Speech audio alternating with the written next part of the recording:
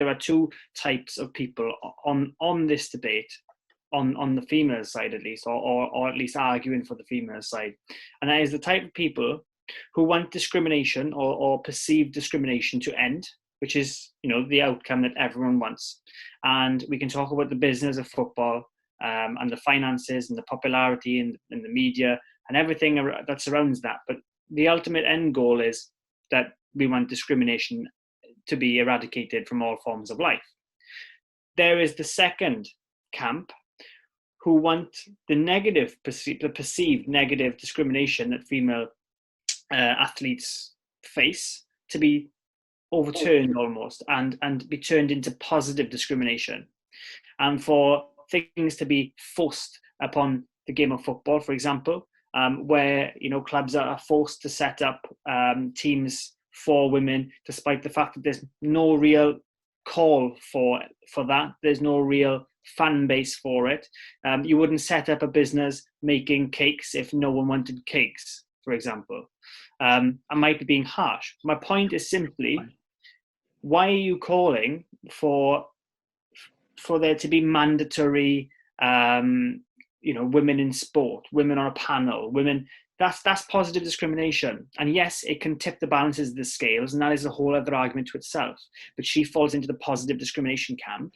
And I think there'll be a lot of people out there who disagree with her and say, well, actually, there shouldn't be any discrimination. If a woman is going to be in sport, if a female team is going to be successful, then they probably need to do that by themselves, free from discrimination. And that's not what she's saying.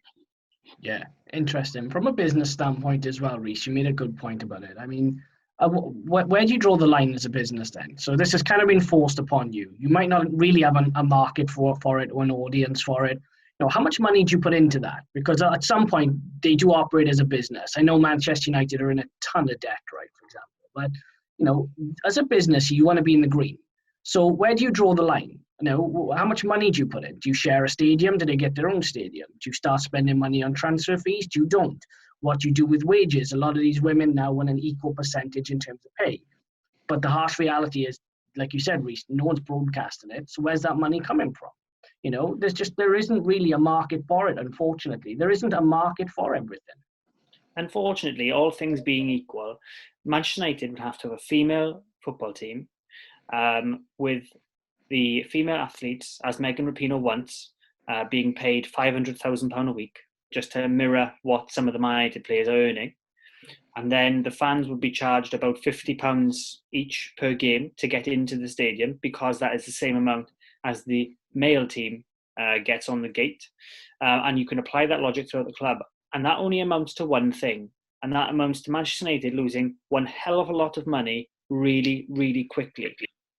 And unfortunately, what she's saying, she's trying to put a lot of pressure on a lot of big organisations to try and make change. And I applaud her for doing it. But she must know deep down that what she's saying is not sustainable. And it would, if all these things that she's asking for get immediately put into the game, then the women's game will crumble.